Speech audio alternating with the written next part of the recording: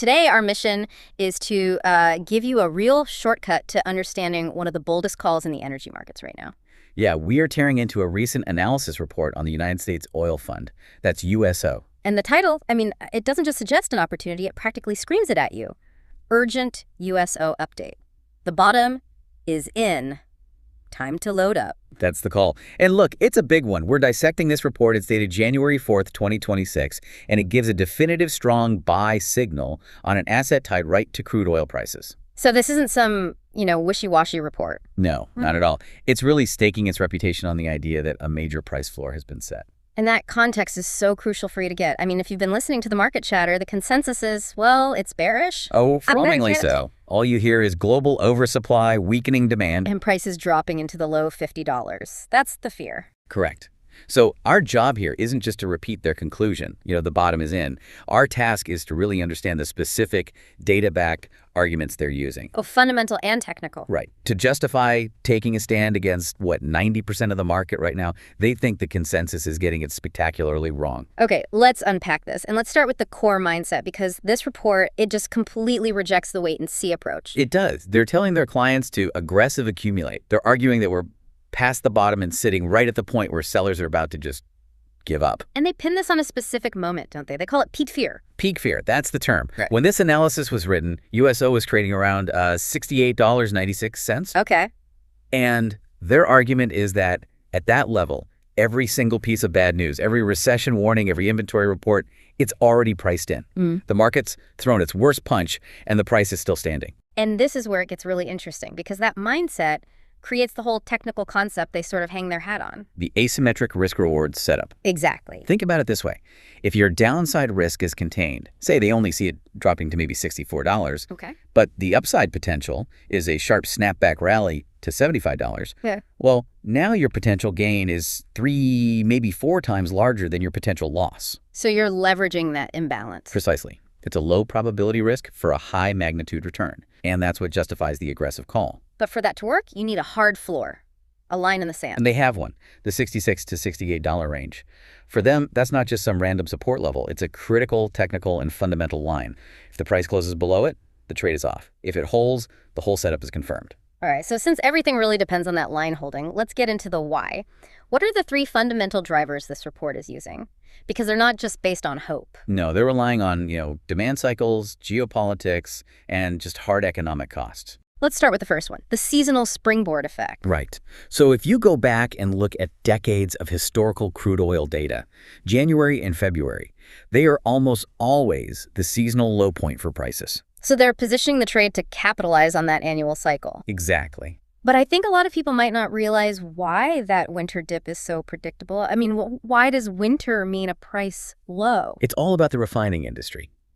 Late winter is when refineries, the places that turn crude into gasoline and jet fuel, schedule what they call turnaround maintenance. So they're taking capacity offline for overhauls. Huge amounts of it. It's unavoidable. They have to do it to meet safety standards and, more importantly, to get ready for peak demand. So it's like taking the engine out of the car for a big service. And while that's happening, demand for crude oil temporarily drops. That's it. But the whole point of that maintenance is to get ready for the summer driving season. And that demand ramp up almost always triggers what the report calls a phase 1 rally. When does that usually start? Historically, it kicks off somewhere between late February and May. So the trade is simple. You're buying the guaranteed winter dip before the spring rip. And they think that move is good for, what, a 5 to 8% price increase? At a minimum, which makes $71.50 a very conservative technical target. Okay, let's shift to the second driver.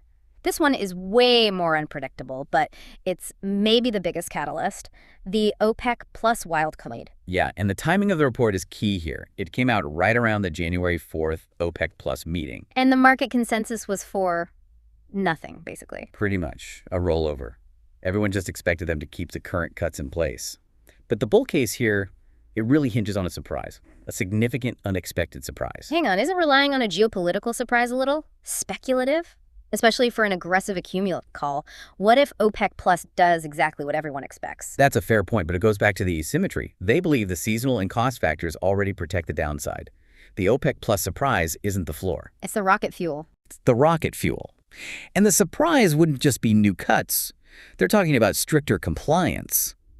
We all know that some members tend to overproduce their quotas. They cheat the system. Basically, yeah. So if OPEC Plus announces a real crackdown on that, or if Saudi Arabia extends its voluntary cuts, that would be a huge psychological shock to the market. And it would catch all the short sellers completely off guard. Totally. They'd realize supply is suddenly much tighter than they thought, and they would have to scramble to buy back their positions. Which is the definition of a short squeeze. A massive one. The report projects that could send USO rocketing toward the $72 level almost overnight. Okay, that potential for a sudden, violent move makes sense for an aggressive call. Now let's get to the final piece, which might be the most solid one, the U.S. shale break-even floor. This just blows up the whole $50 oil narrative. It really does. I mean, this is critical. Any analyst predicting $50 oil is, well, they're ignoring the basic cost of production in U.S. shale. Which is the world's most responsive supply area. They are the marginal producers. They're the ones who can turn the tap on or off the fastest. And the cost of production determines whether they do it or not. And the report has hard numbers on that. It does. The average economic breaking cost to drill a new well in the Permian Basin sits squarely between $60 and $70 a barrel. And that's just to get a reasonable return. So if crude oil is just sitting there at, say, $66 to $68, what happens? Investment dries up. Yeah. Immediately. New drilling programs get slashed, budgets are cut. The existing wells will keep pumping, sure, but the ability to grow supply just vanishes. And that's not an instant fix, right? Not even close. When a rig stops, it can take 6, 9 months, sometimes longer, for that supply slowdown to actually be felt in the global market. So the price isn't just hitting some line on a chart, it's bouncing off the actual physical cost of production floor. It is an unavoidable economic feedback loop.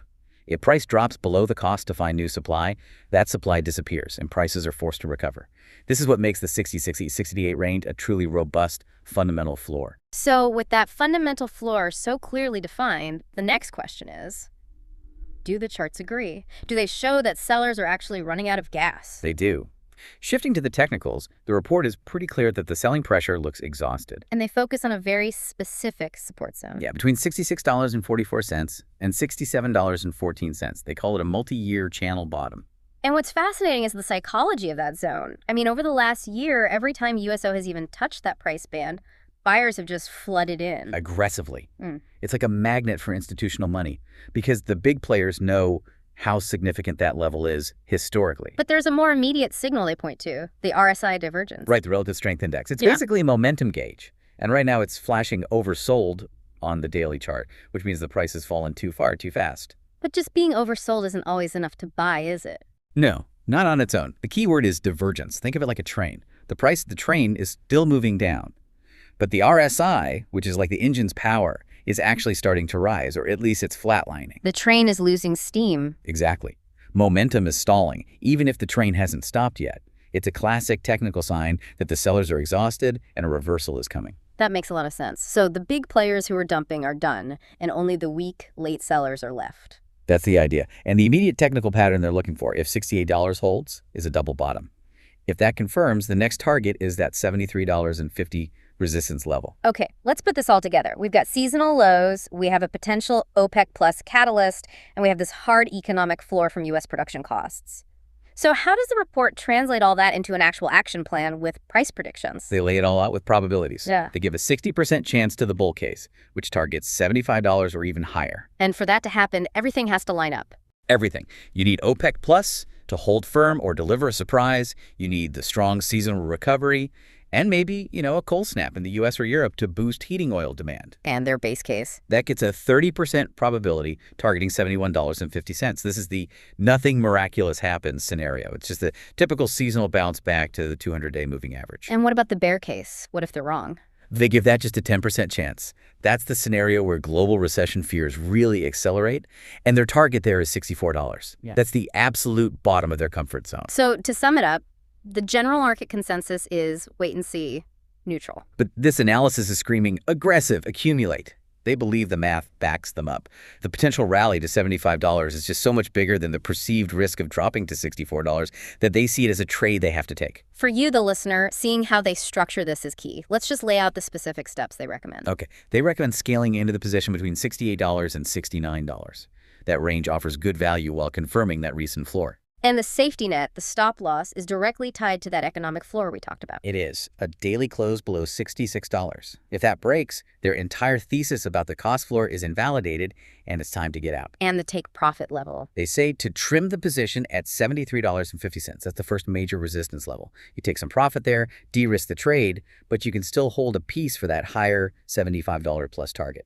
So what's the bottom line here? The whole argument really rests on three pillars: buying the seasonal low, betting on OPEC plus stability or a surprise, and most importantly, trusting that $60, $70 U.S. production cost floor will limit any downside. It's a really well-synthesized analysis. It ties together seasonal cycles, geopolitical shocks, and the cold, hard math of U.S. shale costs. It makes a very compelling case that the relentless selling pressure for now is finished. We've seen how absolutely critical that $66 floor is. It's based on the fundamental economics of U.S. shale. It's like the market's center of gravity. If companies can't make money drilling, supply growth stops, and prices are almost forced to recover. But that reliance on a single number, it raises the final provocative thought we want to leave you with.